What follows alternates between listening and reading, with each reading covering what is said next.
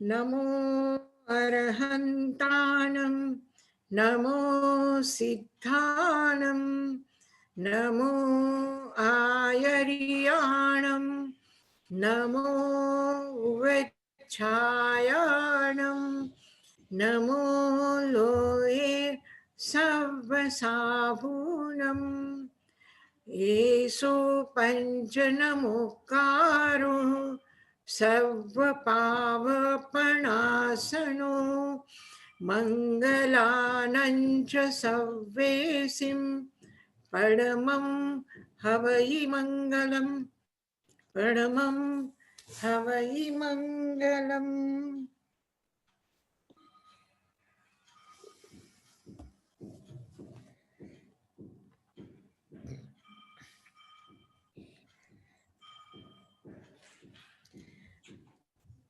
કરણ સચ્ચેનમ ભંતે જીવે કિમ જનયે. સંભળાય છે बराबर? हाँ हाँ अब आवाज आ रही. वो नेट में कुछ प्रॉब्लम चल रहा है आज. वाईफाई थोड़ा कमजोर है बता रहे हैं. किम जने मस्त चालू कर दिया ना. नहीं थोड़ा सा करण सच्चेनम भंते जीवे किम जनयै. करण सच्चेनम करण सत्यम जनयई. ये चालू कर दो. करण सच्चेनम भंते जीवे किम जनयई. करण એટલે સાધન. સાધન જીવ પાસે કયા છે? જીવ પાસે સાધન એક શરીર છે, એક અર્થમાં કહીએ તો, અને એના ત્રણ કર્યા છે, વચન અને કાયા. આવી ધ્યાનમાં? એને કરણ પણ કહેવામાં આવે છે અને યોગ પણ કહેવામાં આવે છે. એટલે ત્રણ કરણ અને ત્રણ યોગની જ્યારે વાત થશે ત્યારે મન વચન કાયા યોગમાં જશે. અને કરણ એટલે સાધન. તો જ્ઞાનનું પ્રાપ્ત કરવાનું સાધન કયું છે? તો ઇન્દ્રિય છે, મન છે અને વાણી છે. એ અર્થમાં કરણ આ છે. करण सच्चेनम करण सत्यम जनयई. करण सत्यता से करण शक्ति को प्राप्त होता है. अविधाનમાં આંખ છે તો આંખથી શું મળે છે? તો જોવાની શક્તિ મળે છે. એવી રીતે કરણથી શું પ્રાપ્ત થાય છે? તો કરણની શક્તિ પ્રાપ્ત થાય છે. અને કરણની શક્તિ શેનાથી આવે છે? કરણ સચ્ચેનમ, કરણની સત્યતા. આ સત્યતા શબ્દ એટલો વ્યાપક છે કે ભાવ સચ્ચેનમ, જ્યારે ભાવ માટે પણ કહ્યું કે ભાવની સત્યતા એટલે ભાવની પ્રામાણિકતા, એટલે ભાવની વિશુદ્ધિ.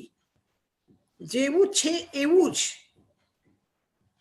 એમાં મિલાવટ, એમાં બનાવટી પણ, એમાં ઔપચારિકતા, એમાં કૃત્રિમતા નથી જોતી. એટલે જીવનમાં જે છે, જીવનનો આધાર સત્ય છે. જીવનની પ્રવૃત્તિનો આધાર પણ સત્ય છે. વૃત્તિનો આધાર સત્ય છે તો પ્રવૃત્તિનો આધાર પણ સત્ય છે. ભાવનો આધાર સત્ય છે તો જીવન જીવવાનો આધાર પણ સત્ય છે. એટલે સત્ય પરમ સત્ય જોઈએ દરેક સાધનમાં કે સાધ્યમાં. માર્ગ, મંજિલ અને માર્ગ ઉપર ચાલવા વાળો વ્યક્તિ, ત્રણેયમાં સત્યતા જોઈએ. લક્ષ્ય સાચું છે, સારું છે કે ખરાબ છે? લક્ષ્ય શું જોઈએ? લક્ષ્ય સંસાર છે કે મોક્ષ છે? મોક્ષ છે. એટલે આ લક્ષ્યની સત્યતા છે. સંસાર લક્ષ્ય નથી, કારણ કે એ મળવાનું જ નથી. સંસારનો લક્ષ્ય કરીને કોઈ ચાલે તો એને સંસાર મળશે નહીં, ગમે તેટલું પ્રયત્ન કરો, કારણ કે એ પામવા જેવું છે જ નહીં. એનાથી આશા બંધાય છે, કારણ કે એનાથી સુખ મળશે એમ ભ્રમ છે. એ ભ્રમ એને સત્ય લાગે છે, એટલે એટલા માટે સંસાર તરફ અપેક્ષાઓ સંસારની આકાંક્ષા, સંસારથી અપેક્ષા, સંસારથી મળશે એવી સંભાવના જે મનુષ્યના મનમાં છે એ એક ભ્રમ છે, એમાં સત્યતા નથી. સત્યતા ક્યાં છે? ધર્મમાં છે. કારણ કે એ તમારો સ્વભાવ છે એટલે એ સત્ય છે. જે તમારો સ્વભાવ જ નથી એ તમને ક્યાંથી મળે? જે સ્વભાવ છે એ તમને મળશે. સ્વભાવથી વિપરીત જે તમારું છે એ તમને મળશે. જે તમારું નથી એ તમે ક્યાંથી મેળવશો?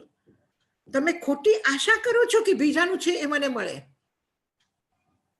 તો એટલા માટે કરણ સચ્ચેનમ, સાધનની સત્યતાથી સાધનની શક્તિ પ્રાપ્ત થાય છે. આંખ સારી છે, આંખ ઉપર કપડું બાંધ્યું નથી, પટ્ટી બાંધી નથી, તો આંખમાં જોવાની શક્તિ પ્રાપ્ત થાય છે. કરણના સત્યતાથી કરણની શક્તિ પ્રાપ્ત થાય છે.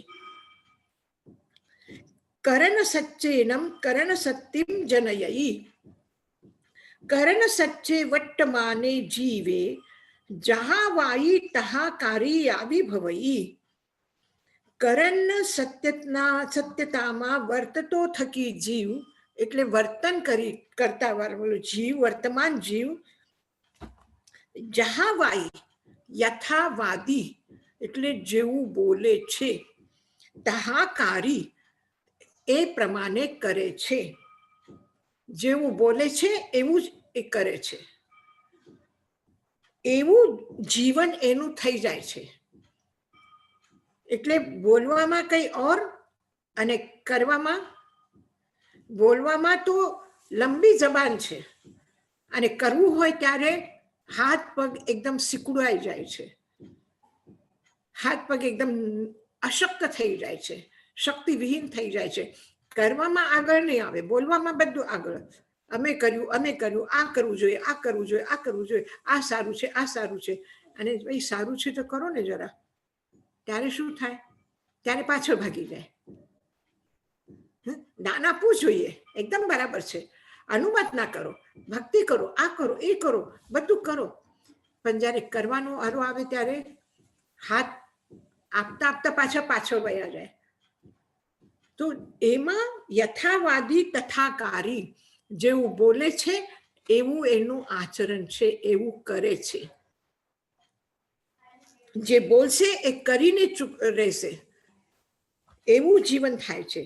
કરણ સત્યતાથી જીવને કરણની શક્તિ પ્રાપ્ત થાય છે, એટલે કાર્યને સારી રીતે પૂરું કરવાની તાકાત મળે છે. કરણ સત્યમાં વર્તમાન જીવ યથાવાદી તથાકારી, જેવું બોલે તેવું આચરે. એક મરાઠીમાં બહુ સુંદર એક તુકારામનું કાવ્ય છે, સંત તુકારામનું.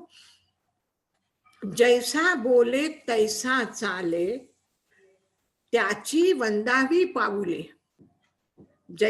જેવું બોલે છે એવું જ આચરણમાં મૂકે છે, એવું જ એનું આચરણ છે. આવા વ્યક્તિને ત્યાચી વંદાવી પાઉલે, એવા વ્યક્તિના ચરણ પૂજવા જોઈએ. એટલે કેટલી ઊંચી આત્મા હોય, કેટલું શ્રેષ્ઠ જીવન હોય, એ વ્યક્તિના જીવનની ઓળખાણ છે કે જેવું બોલે છે એવું ચાલે છે, જેવું બોલે છે તેવું આદરે છે. અને આવું કરવાથી જીવને એની શક્તિ મળે છે, એનર્જી મળે છે. કે આપણે કહીએ ને એટલું કામ કરે છે, થાક લાગતું નથી. આ તાકાત ક્યાંથી મળે છે? આ તાકાત કોઈ ભોજનમાંથી કે કોઈ વિટામિનની દવામાંથી નથી મળતી. એ તાકાત મળે છે એના જીવનમાંથી પેદા થાય છે. આ તાકાત એ જીવન લાવે છે. જીવનની સત્યતા જીવનની શક્તિ છે. કાર્યની સફળતા માટે કાર્ય કરવું એ કાર્ય કરવા વાળા વ્યક્તિના ભાવનાની તાકાત છે. અભિધાનમાં આ સારું જીવન જે જીવે છે, જેના મન, વચન અને કાયામાં એકરૂપતા છે, જેવું વિચારે છે એવું બોલે છે, જેવું બોલે છે તેવું કરે છે, આ જે એકરૂપતા છે એમાં ક્યાંય દંભ નથી, ક્યાંય પ્રદર્શન નથી, ક્યાંય માયા કપટ છલ છદ્મ નથી. તો આવું પવિત્ર કાર્ય, આવું પવિત્ર જીવન જે પણ કંઈ કામ કરશે એ શું થશે? ધર્મ થશે. અને એની એક તાકાત, એની એક ઉર્જા એને પ્રાપ્ત થશે. અને આ પ્રકૃતિનો નિયમ છે કે જે સારા ભાવ હોય એને સારી શક્તિઓ મદદ કરે છે, અને જેના ખરાબ ભાવ હોય એના માટે ખરાબ શક્તિઓ ઉપયોગ મદદ કરવા આવે છે. જે હિંસાના ભાવથી ભરેલા હશે એના સામે એવું હિંસક વાતાવરણ જ પેદા થશે. એવા જ લોકો એના આસપાસમાં આવશે. દુષ્ટ પ્રકૃતિના લોકોનું જ એક સંગઠન બનશે. એ એવા જ લોકોને ખેંચશે. અને જે સારા વ્યક્તિ છે,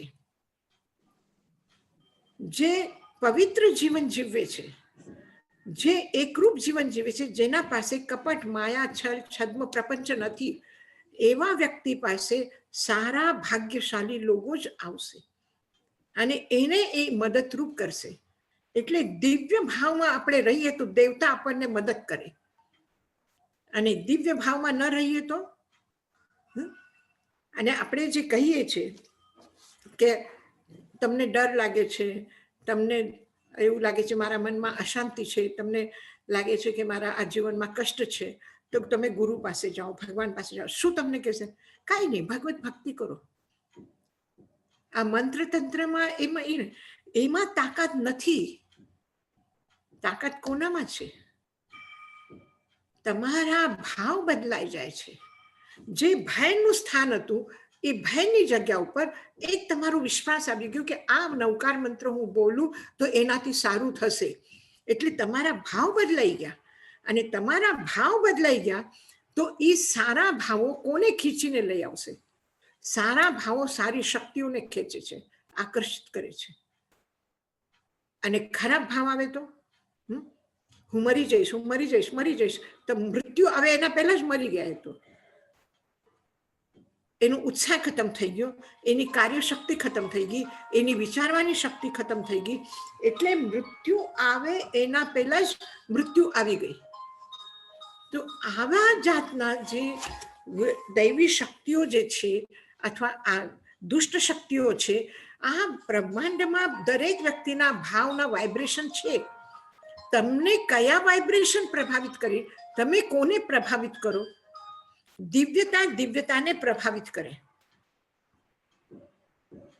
જ્યારે દીપક પ્રગટે ત્યારે અંધારો રહેશે?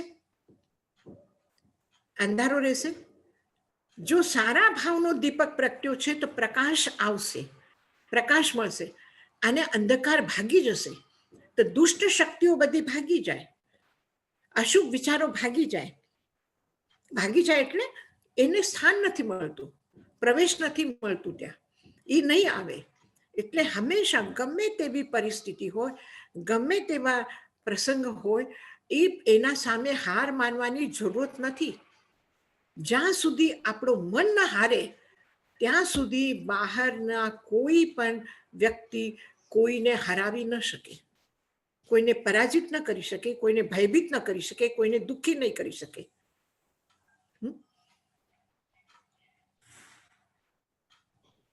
યશાજી મહારાજ, ગુરુદેવ જેવી રીતે કહ્યું છે, મંગલ હી મંગલ પાતા હૈ. જેના મંગલમય ભાવ છે એ મંગલને પ્રાપ્ત કરે છે, અને જેના અમંગલ ભાવ હોય તો એ અમંગલને ભેગું કરે છે. જેનું શંકિત મન છે, જેનું ભયભીત મન છે, એ ભય ગોતે છે અને ભયને ભેગું કરે છે, ખેંચી લે છે. જેનું દુઃખી મન છે એ દુઃખને ભેગું કરે છે, એ સુખમાં પણ દુઃખ ગોતે છે. એટલે મંગલ હી મંગલ પાતા હૈ. જલતે નિત્ય દીપ સે દીપ. બુઝેલો દીપ કોઈ દિવસ બુઝેલા દીપને પ્રગટ કરી શકે? નહીં કરી શકે. જે પ્રજ્વલિત દીપક છે, જ્યોતિ જ્યોતિનો દાન કરે, અને જ્યોતિ દાનથી એ અનેક દીપકને પ્રગટાવે છે, અને એને અનેક સેંકડો દીપક પ્રગટાવ્યા પછી પણ તમે જ્યોતિને પૂછો કે તારું પ્રકાશ ઓછું થયું છે? એવું લાગે તમને કે એક દીવાથી સેંકડો દીપક જલાવ્યા તો હવે એટલું પ્રકાશ એને આપી દીધું તો એનો પ્રકાશ ખૂટી ગયો છે? એનો પ્રકાશ ઓછું થયું છે, એ પ્રકાશ ઓછું નહીં થાય. તો જેટલું આપણે મંગલ ભાવનો વિસ્તાર કરીએ એટલું આપણા પાસે મંગલ આવે છે, અને આપણા પાસે દુઃખની છાયા પણ ન આવી શકે. દુઃખ તો નહીં, પણ દુઃખની છાયા પણ નહીં આવી શકે. યશાજી મહારાજ, હા બોલો. મધ્ય વંદામી, મને પૂછ્યું હતું કે જ્યોતિષ શાસ્ત્ર પ્રમાણે આપણા ઉપર કેટલું ઇન્ફ્લુઅન્સ છે જ્યોતિષ દેવનું, જ્યોતિષનું? હાજી, જ્યોતિષ હોય કે મંત્ર હોય કે તંત્ર હોય, ગમે તે વિજ્ઞાન હોય, એ બધા વિજ્ઞાન છે. આ એક જ્ઞાન છે. પણ તમે ગાર્ડનમાં ફરવા જાઓ તો તમારું મન કેવું રહે છે? તમારું મન કેવું છે? પ્રસન્ન થશે. તમે ગુલાબના ફૂલને જુઓ તો મન પ્રસન્ન રહેશે ને. અને તમે સ્મશાન ભૂમિમાં જાઓ તો ત્યાં તમે બેસીને જમી શકશો કે ચાલો આપણે પાર્ટી કરવી, આજ આપણે બધા આટલા બધા ભેગા થયા છે લોકો, તો પાર્ટી કરીએ, એવું થઈ જશે? એવું વિચાર પણ ન આવે. મોઢામાં કોળીઓ નાખવાનું પણ અરુચિ પેદા થાય, જોવું પણ નથી ગમતું અન્નને, એવું થઈ જાય છે. તો તમે કયા વાતાવરણમાં છો એનો પ્રભાવ તમારા ઉપર પડે છે. પછી એ ગ્રહ હોય કે ફૂલ હોય કે નક્ષત્ર હોય કે ગમે તે હોય, તમે નદીના કિનારે બેસો તો ઠંડક મળશે, અને તમે ડેઝર્ટ એરિયામાં જાઓ તો તમને વૃક્ષતા દેખાશે. એ બધું છે. એના જાતનો એનો સ્વભાવ છે, એની પરિણતિ છે, એ પરમાણુની પર્યાય છે, એનું અસર થશે. પણ કોના ઉપર થશે? કોના ઉપર થશે? ગજસુકમાલ મુનિ પણ સ્મશાન ભૂમિમાં ધ્યાન કરે છે. કોણ સ્મશાન ભૂમિમાં કેવલ જ્ઞાન પ્રાપ્ત કરે છે? બાહુબલી યુદ્ધ ભૂમિમાં કેવલ જ્ઞાન પ્રાપ્ત કરે, એટલે દીક્ષાના ભાવ જાગે છે. અને અરિષ્ટનેમી લગ્ન મંડપથી પાછા ફર્યા છે. ફર્યા છે કે નહીં? અને મહારાષ્ટ્રના શિવાજીના ગુરુ જે હતા, એને લગ્ન મંડપમાં જ્યારે મંગલાષ્ટક બોલતા હતા, શુભ મંગલ સાવધાન, તો ત્યાં એ સાવધાન થયા છે. સાવધાન શબ્દથી જ્યાં બે વ્યક્તિ લગ્નના એમાં જોડાય, એક નવો સંસાર ઉભો કરવાની તૈયારી કરે, ત્યાં સંત રામદાસ ક્યાં ભાગી ગયા? એ તો સંસાર છોડીને નીકળી ગયા. તો એ પોતાના મનની તૈયારી શું છે એના ઉપર ગ્રહનો પ્રભાવ પડે છે, એના અનુકૂળ કે પ્રતિકૂળ. અત્યારે બહુ ઠંડક છે, તો તમને બહાર તડકો નીકળ્યો હોય તો જવાની મજા આવશે. એટલે મેં તમને પૂછ્યું, અંદર બેઠા છો ઘરમાં કે બહાર બેઠા છો તમે? તો આટલા ઠંડમાં પણ બહાર બેસવાનો તમને આનંદ મળશે. ક્યારે? કે તડકો હોય તો. તો તડકો સારો છે કે ખરાબ છે? ડેઝર્ટ એરિયામાં પણ તડકો ઘણો છે, ત્યાં જઈને બેસો? નહીં બેસીએ. ત્યાં જઈને નહીં બેસીએ. ગરમીના દિવસોમાં કોઈ કે જરા બહાર તડકામાં ફરી આવીએ તો એવું વિચાર પણ આવે કે ચાલો તડકામાં ફરી આવીએ. પણ અત્યારે એમ થાય શરદીના દિવસોમાં કે થોડો તડકો નીકળે તો આપણે બહાર બેસીએ, જરા બહાર ફરી આવીએ. તો બહાર તડકો પણ છે. બહાર તમારા આજે બધા ગરમ કપડા અંદરમાંથી અલમારીમાંથી કાઢીને પહેર્યા છે, ઓઢ્યા છે, તો આને ગરમી આવશે એટલે પાછું અલમારીમાં બંધ થઈ છે. પછી ગરમ કપડા સારા છે કે ખરાબ છે? ગરમીના દિવસોમાં કેમ નહીં ઓઢાય? એટલા સારા, એટલા મોંઘા. કદાચ રોજના જે કપડા પહેરવાના છે એ સસ્તા હશે અને ગરમ કપડા મોંઘા હશે, મને ખબર નથી, પણ હું કલ્પના કરું છું કે મોંઘા હશે. તો એ ગરમીના દિવસોમાં કેમ ઉપાડીને રાખી દો છો તમે? એને અડવાનું પણ નથી ગમતું. તો એ સારા છે કે ખરાબ છે?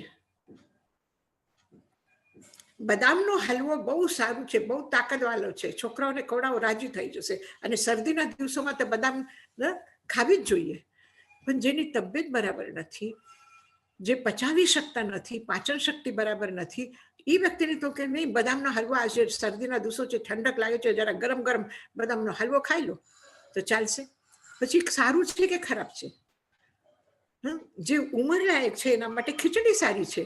તમે નાના બાળકને રોજ ખીચડી ખવડાવશો કે બહુ સારી, કે એને કોઈ તાકાતવાળી પૌષ્ટિક ચીજ જોઈએ કે ખીચડી જોઈએ? શું ખવડાવવું જોઈએ?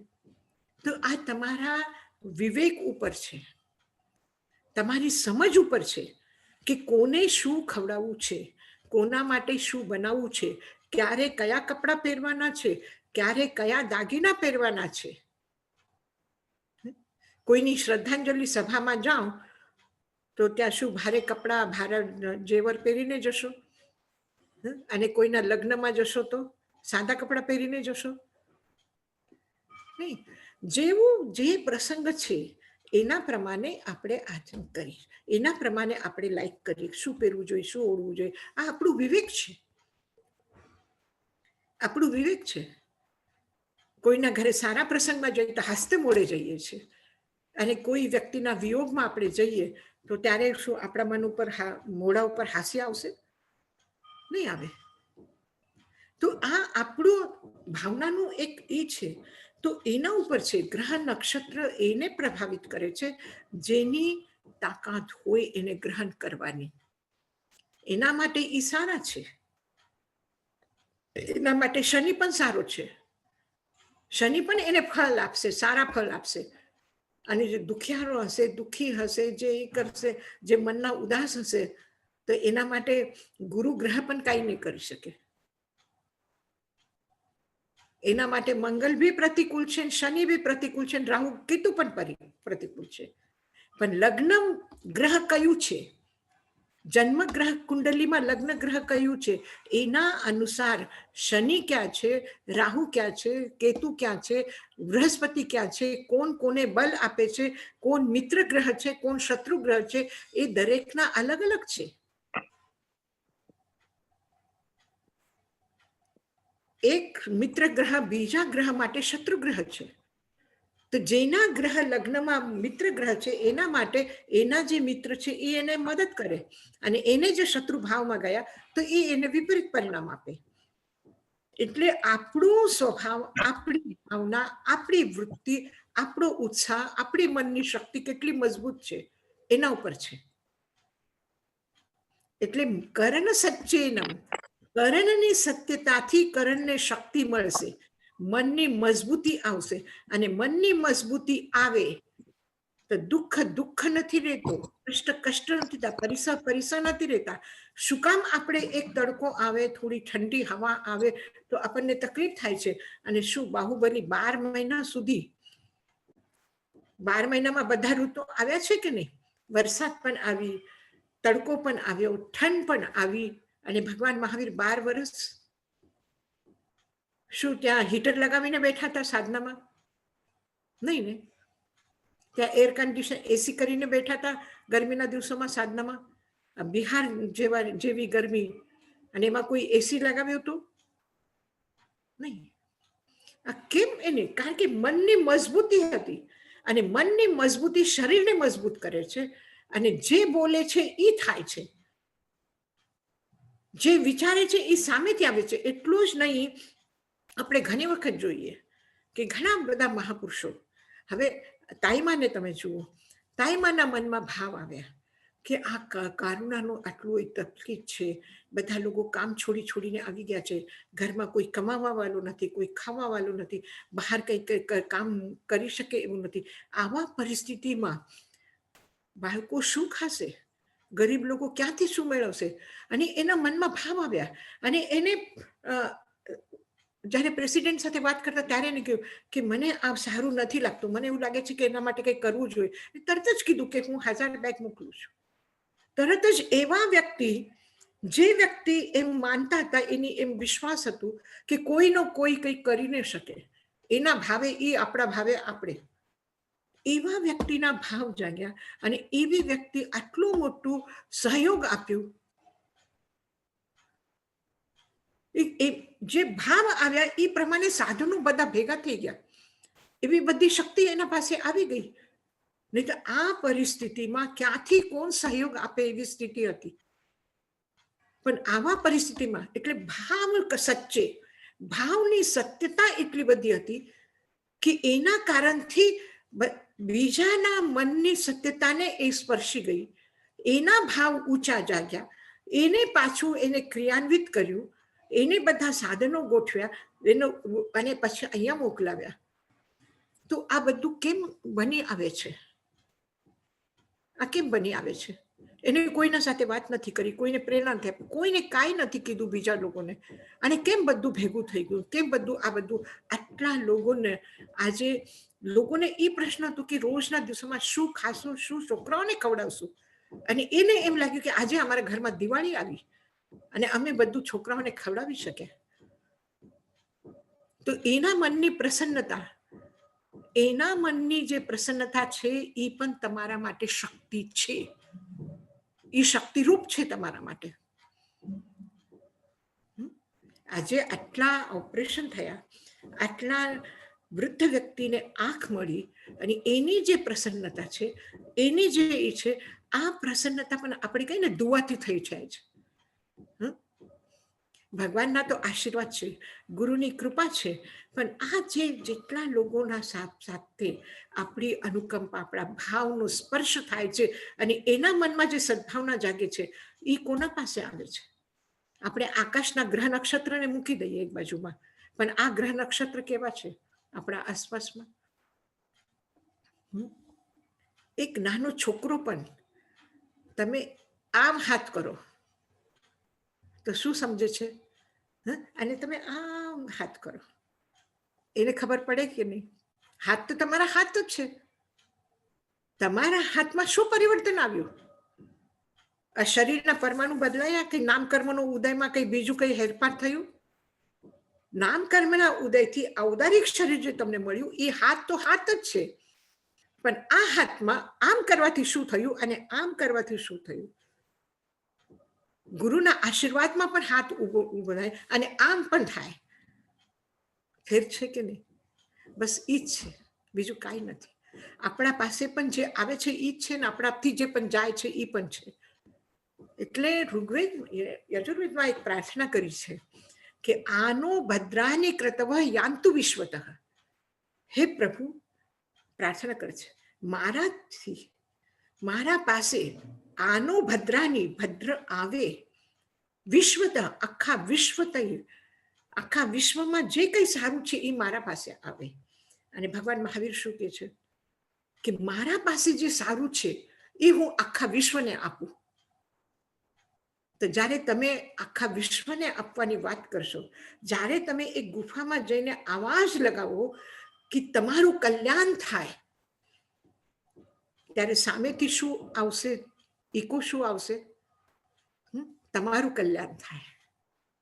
તમે 1000 લોકો સુધી તમારી કરુણા પહોંચી છે અને એ લોકો કહે છે કે તમારું કલ્યાણ થાય. તો તમે તો એક છો અને તમારા માટે પ્રાર્થના કરવા વાળા કેટલા લોકો છે? 1000 લોકો છે. અને 1000 લોકોની પ્રાર્થના, 1000 લોકોની શુભ ભાવ તમારા પાસે આવે છે.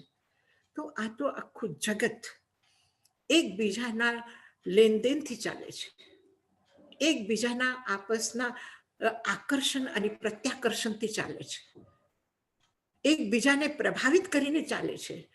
પરસ્પરો ભાવયંત, એકબીજાને ભાવિત કરે છે. પરસ્પરોપગ્રહો જીવાનામ, જીવનું લક્ષણ જ છે કે એકબીજાના ઉપકાર કરે. આપણે બીજાનો ઉપકાર કરશું તો બીજા આપણા ઉપર ઉપકાર કરશે. આપણે બીજા માટે ખરાબ કરશું તો પરસ્પરો દૂરિત દુઃખા.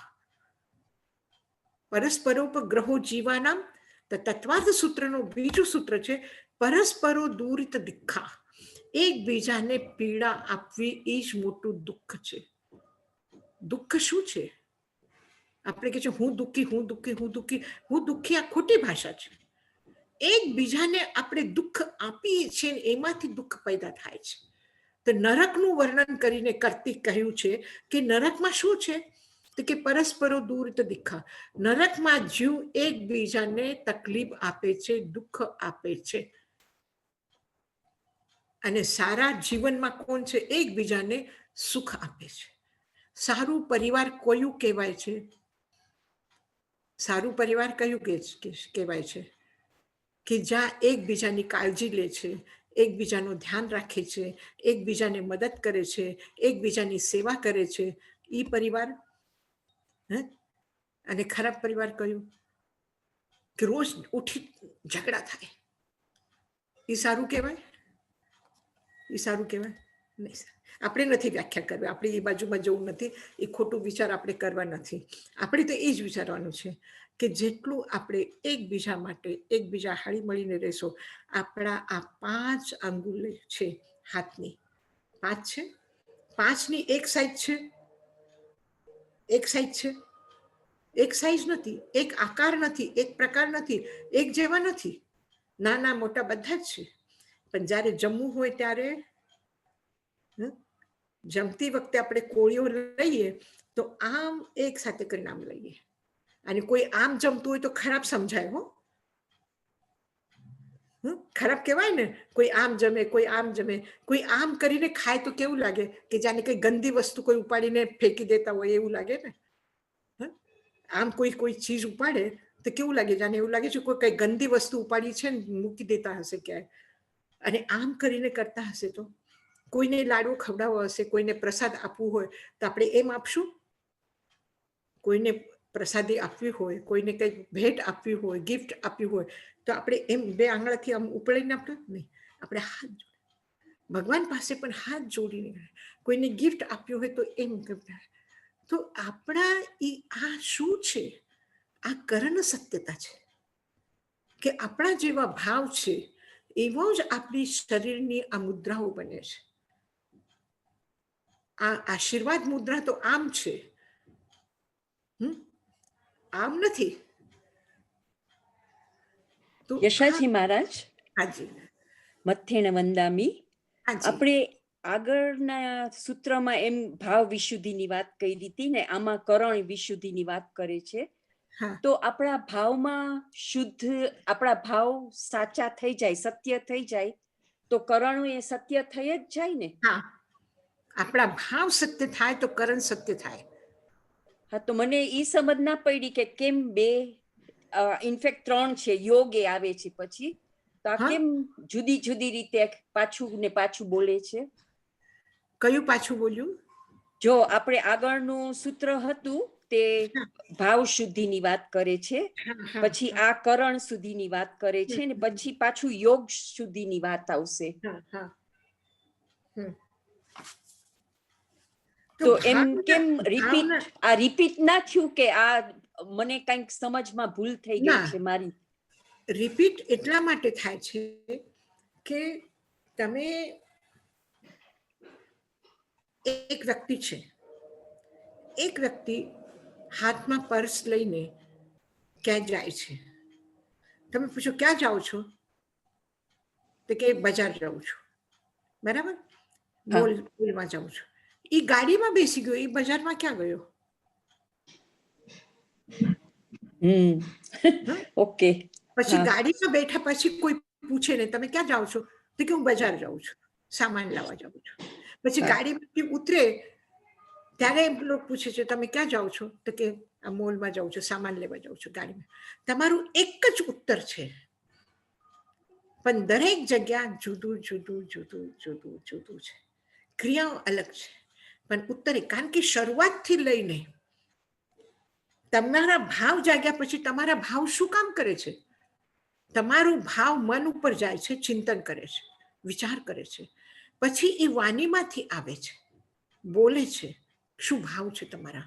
પછી તમે એ પ્રમાણે કાર્ય કરો છો. તમારા મનમાં આવ્યું કે આજે મારે કોઈને જમાડવા છે, તમારો ભાવ થયું, વિચાર આવ્યા કે શું શું બનાવવું છે, પછી તમે વાણીમાંથી બોલ્યા કે આજે મારે આ બનાવવું છે, આ બનાવવું. પછી તમે રસોઈ કરવા માંડ્યા કે આ બન્યું, આ બન્યું, આ બન્યું. પછી તમે પરસવા માંડ્યા. તો એવી રીતે. તો આ દરેક ક્રિયામાં શું થયું? ક્રિયા પણ અલગ અલગ થઈ, પણ એક જ ભાવ પાછું બધી જગ્યા રિપીટ થયું છે.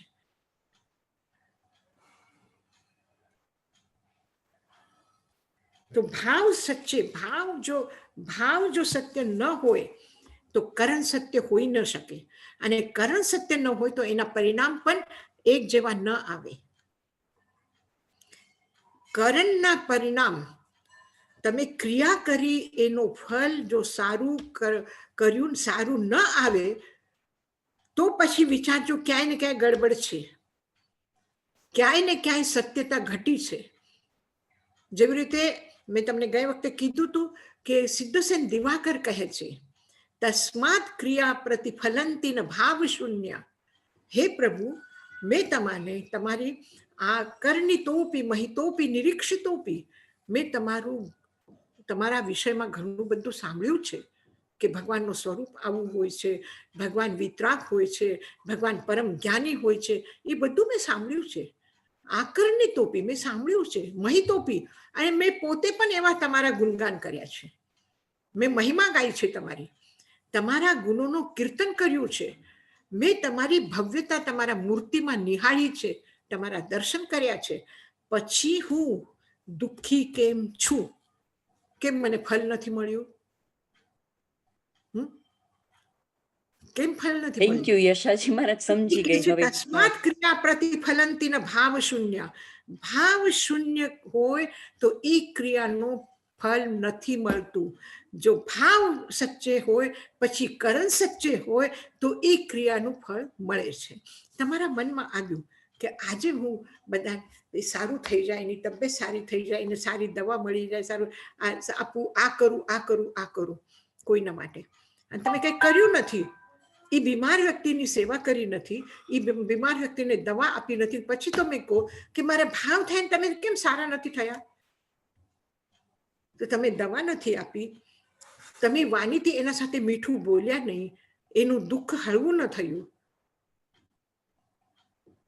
જઈને આપણે બીમાર વ્યક્તિને જો રાડો પાડીને બોલીએ તો એ વધારે દુઃખી થાય. ભાવ છે એના સેવાના તો મીઠા બોલ બોલ નીકળશે, એના દુઃખને હળવો કરવાના બોલ મોઢામાંથી નીકળશે. આપણી શરીર નીકળે એની સારવાર કરવા માટે મળે, એને ઉપાડીને હાથ દઈને એને ઊભા બેઠા કરીએ, પછી એને કંઈ ખવડાવીએ, પછી એના માટે કંઈ કરીએ, તો ભાવ સચ્ચે, કરણ સચ્ચે. અને એટલે ભાવ એકલા શુદ્ધ હોય એમાં ના વળે, તમારા કાર્ય પણ સાથે શુદ્ધ કાર્ય સાથે થઈ જાય, એક્શન સારા થાય તો જ બરાબર. અને આ થોડી જો તમે આચાર્ય તાઈમાં જ કે છે કે તમે એમ કહો કે આ અન્નપુણ્ય, ભોજન આપવાથી પુણ્ય થાય છે, પાન પુણ્ય, લયન પુણ્ય, શયન પુણ્ય, અને સેવા કરવાથી પુણ્ય વળાય છે. તો તમે સેવા કેમ ન કરી શકો? એમનો પ્રશ્ન શું હતું? સાધુ થઈ ગયા એટલે કોઈને સેવા નહીં કરવાની? તમારી અનુકંપા જાગે તો તમે કોઈને મીઠા બોલ બોલીને કોઈની સેવા નહીં કરી શકો. પછી ગ્રસ્ત હોય તો પણ એને મંગલપાઠ સંભળાવવા જોઈએ, એને કઈ ધર્મ ધ્યાન સંભળાવીએ, એ સેવા થાય કે નહીં થાય? થાય. તો સેવા કેમ ન કરી શકે સાધુ? જો ભાવ છે તો ભાવ પ્રમાણે ક્રિયા થવી જ જોઈએ. આવી ક્રિયામાં આવે ને આવે. એક માં પાસે જો દીકરાને કંઈ આપવું હોય, કરવું હોય, તો એ પોતાના ખર્ચામાં કાપ મૂકે છે, પોતાના ખાવા પીવામાં કાપ મૂકે છે, પહેરવા ઓઢવામાં કાપ મૂકે છે, કપડાં ઓછા ખરીદશે, દાગીના ઓછા કરશે, પણ પહેલા દીકરાની એજ્યુકેશનની વ્યવસ્થા કરશે, એની આવશ્યકતાની પૂર્તિ કરશે. કરો છો કે નહીં? તમે ગમે તેટલા સંપન્ન છો, છતાં પણ તમારા મનના ભાવ છે કે હું નહીં લઉં, હું નહીં કરું, હું નહીં કરું, અને મારા દીકરાને હું આપું. થાય છે કે નહીં? સાચી વાત છે ને? સાચી વાત છે. કારણ કે ભાવમાં છે તો કરણમાં આવશે જ. આવ્યા વગર રે નહીં. વાદળા આવ્યા છે તો વરસવાના છે, એ વર્ષા વગર નહીં રહે. ઝાડ છે તો એ છાયા આપશે જ. પછી એના છાયામાં હત્યારો આવે કે એને પાણી પીવડાવવા વાળો આવે, કોઈ પણ આવે, એ વર્ષે, એ છાયા આપશે. તો એવી જ રીતે જીવનની જે અનુકંપા છે, જીવનના જે સદભાવના છે, એ ખરાબ વ્યક્તિને પણ આપણા માટે આપણે પ્રાર્થના કરીએ કે દુર્જનો સજ્જનો ભૂયાત, દુર્જન વ્યક્તિ પણ સજ્જન થઈ જાય. એક ખરાબ વ્યક્તિ પણ પ્રભુની વાણી સાંભળીને સારા થઈ જાય, એક દુષ્ટ વ્યક્તિ પણ સારા સજ્જન થઈ જાય. આપણે પ્રાર્થના કરીએ જ ને. આપણે પ્રાર્થનામાં ક્યાં કહ્યું સર્વે ભવંતુ સુખીના, બધા સુખી થાવ. આપણે ક્યાં કીધું કે આ દુષ્ટ વ્યક્તિ સુખી ન થાય, કે કયું કોઈ દિવસ? ના, થેન્ક યુ. સમજી ગઈ હવે. હા,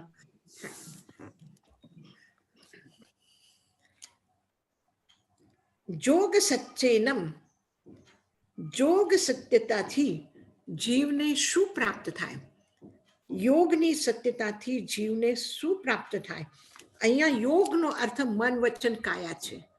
એટલે યોગ અને કરણ આ બે શબ્દ એવા છે કે થોડુંક એમાં અંતર આવે છે.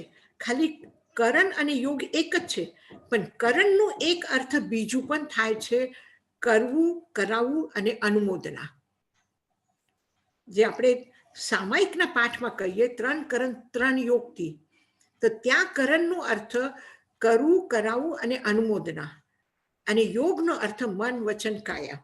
તો અહીંયા પણ જોગ સચ્ચેનમનો અર્થ યોગની સત્યતાથી જીવને શું પ્રાપ્ત થાય? યોગમાં સત્યતા એટલે મન વચન અને કાયાના આ ત્રણેયના જે રચનાત્મક એટલે પોઝિટિવ જે છે એ એક સરખા આવે છે. એ એક સરખા આવે તો જોગ સચ્ચેનમ જોગમ વિસોહેયી, યોગની સત્યતાના કારણથી યોગમાં વિશુદ્ધિ આવે છે. જેવું મન એવું વાણી એવું કર્મ, આ જો એક સરખા હોય, એમાં સત્યતા હોય, તો નિશ્ચિત રૂપથી વાણી કોઈ દિવસ અશુભ ન બોલે, અશુભ કાર્ય ન થાય, અશુભ વાણી ન થાય, અશુભ ચિંતન ન થાય. જ્યાં સત્યતા નથી ત્યાં હવે કોઈનું ખરાબ કરવું છે, પણ એને ખબર ન પડવી જોઈએ કે હું કરું છું. તો પછી આપણે શું કરીએ? પછી આ બધું ઊંધું વિચાર થાય કે વાણીથી તો મીઠું મીઠું બોલીએ અને એને ખબર ન પડવા દે કે આપણે શું વિચારીએ.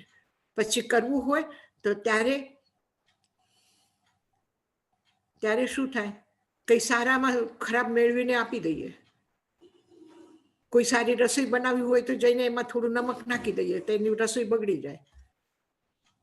તો કરણની અસત્યતા, વાણીની અસત્યતા, મનની અસત્યતા એ જીવન માટે એકદમ હેય છે, એટલે છોડી દેવા જેવું છે. એને ક્યાંય પ્રવેશ નથી જીવનમાં.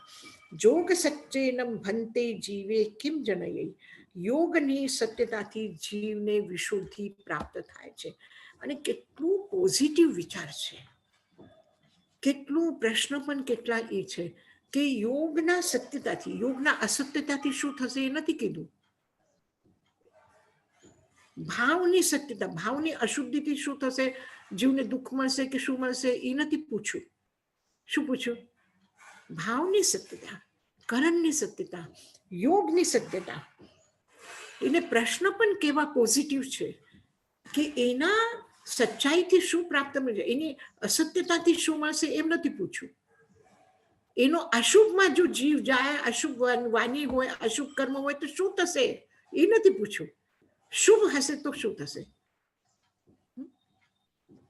બસ આ છે કે આપણા વાણીમાં, આપણા વ્યવહારમાં, આપણે જીવનના ચિંતનમાં બધું પોઝિટિવિટી, જે નેગેટિવ શબ્દો છે એ આપણા ભાષામાંથી આપણે કાઢી નાખવા જોઈએ. બોલવાના જ નહીં, બોલવાના જ નહીં. ઘણી વખત લોકો પરેશાન થઈ જાય છે જે કામ કરે છે એ. હવે ગેસ્ટ હાઉસમાં યાત્રીને બધા રૂમ ઓક્યુપાય થઈ ગયા છે, બીજા નવા યાત્રી આવ્યા છે, તો હવે એને શું કહેવું પડે? શું કહેવું પડે? જગ્યા નથી એમ કેવું પડે ને, નેગેટિવ બોલવું પડે ને. તાનાજ કે નહીં કે નેગેટિવ નહીં બોલવાનું, પોઝિટિવ બોલવાનું. હવે જો આ તમારી સામે છે, આટલા રૂમ છે, આટલા યાત્રી આવીને રહી ગયા છે. હવે તમે અમને દેખાડો અમે શું કરીએ. તમે બતાવો કે તમારી વ્યવસ્થા અમે ક્યાં કરીએ. ફરક છે કે નહીં? ફરક છે કે નહીં? સામેવાળાનું મન જીતી લઈએ આપણે, પોઝિટિવ રહીએ તો, અને નેગેટિવ રહીએ તો આપણે ધક્કો મારીએ. અને ધક્કો માર્યા પછી આપણે વિચારીએ કે જો કેવું મોઢું બગાડીને ગયા. અરે મોઢું બગાડીને જશેશ ને, તમે ધક્કો માર્યો છે તો. નથી તો કઈ વાંધો નહીં, નથી તો આપણે ના પાડી, પણ ના પાડવાની પણ હા પાડીને ના પાડો. હામાં કહો.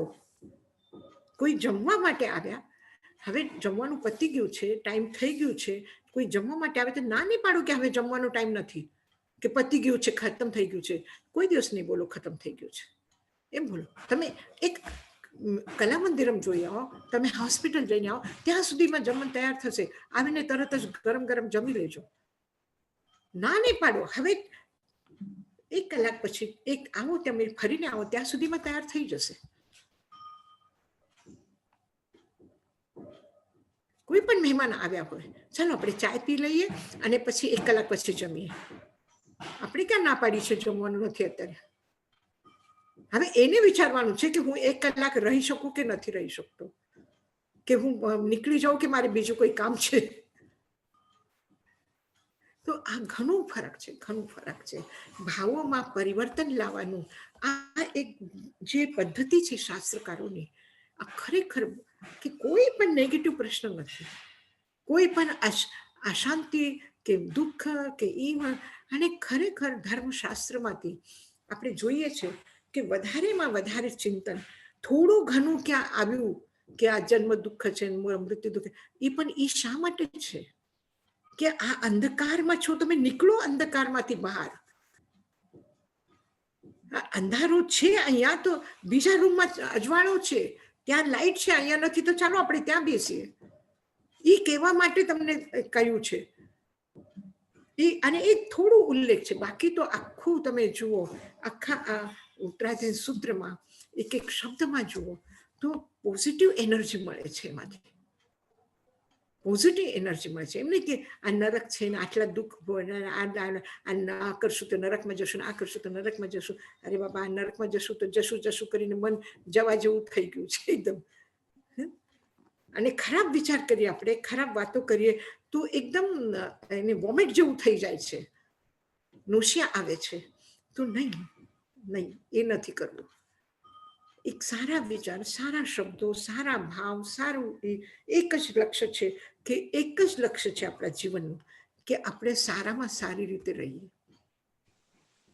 કોઈ પણ તમે તમારા પાડોશીને પૂછી જો, તમે તમારા ઘરના લોકોને પૂછી જો, તમે તમારા પરિવારના લોકોને પૂછી જો કે આપણે શું પસંદ છે, શું કરવું છે, શા માટે આટલી મહેનત કરીએ છીએ સારું જીવન જીવવા માટે. એટલું જ એક જ ઉત્તર છે ને બધા પાસે, કે કોઈ બીજું ઉત્તર છે?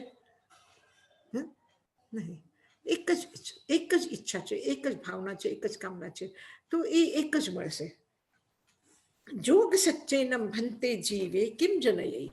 યોગની સત્યતાથી જીવને શું પ્રાપ્ત થશે? યોગ સચ્ચેનમ જોગમ વિસોહેયી. યોગની સત્યતાથી યોગની વિશુદ્ધિ પ્રાપ્ત થાય છે. એટલે અશુભ નીકળી જાય છે એમાંથી.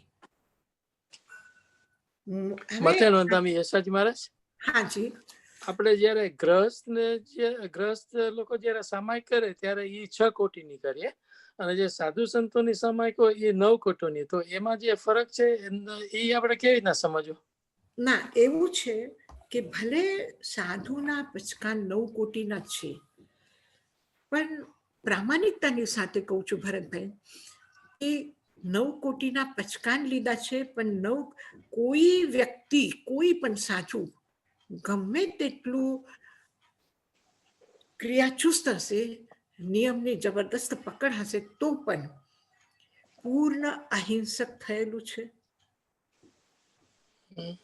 ન હોય શકે. એટલે ન હોય. ઈમાનદારીથી સ્વીકાર કરીએ છીએ કે પૂર્ણ અહિંસા આવી નથી. અહિંસાના ભાવ છે, પૂર્ણ અહિંસક થવાનું લક્ષ્ય છે. ત્યાં લક્ષ્ય માટે પ્રતિજ્ઞા છે. સાધુના જીવનમાં લક્ષ્ય પ્રાપ્તિના પચકાન છે, પ્રતિજ્ઞા છે કે હું આ પ્રાપ્ત કરીને રહીશ. અને ગૃહસ્થની જીવનની એક મર્યાદિત સમય માટે છે કે હું 1 કલાક માટે અહિંસાના ભાવમાં રહીશ. 1 કલાક પછી મારે સંસારની દરેક પ્રવૃત્તિમાં યોગદાન કરવું છે.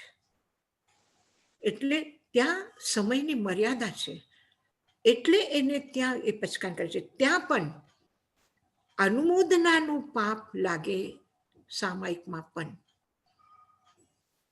એ મકાન નથી બાંધ્યું, મકાન બાંધવાનું કામ સામાયિકમાં નહીં કરશે, પણ એ વખતે જો મકાન બાંધવાનું કામ ચાલતું હોય ને એ સંબંધિત કોઈ વ્યક્તિ આવ્યો તો મનમાં આવી જાય, અરે સારું થઈ ગયું, આવી ગયો, હવે કામ થઈ જશે, તરત જ વિચાર આવશે. તો અનુમોદનાનું પાપ લાગે છે ત્યાં. અને ગ્રહસ્થ હોય એ સામાયિક પૂરું કરીને પછી મકાન નિર્માણનું કામ કરશે, સાધુ નહીં કરશે. એ બનાવેલા પોતાના માટે બનાવેલા મકાનમાં નહીં રહેશે, બનાવશે નહીં, બનાવવામાં રહેશે પણ નહીં. તો થોડું આ એક અનુમોદનાનું એમાં ફરક છે, પણ પૂર્ણતા ક્યાંય. થેન્ક યુ યશાજી મહારાજ.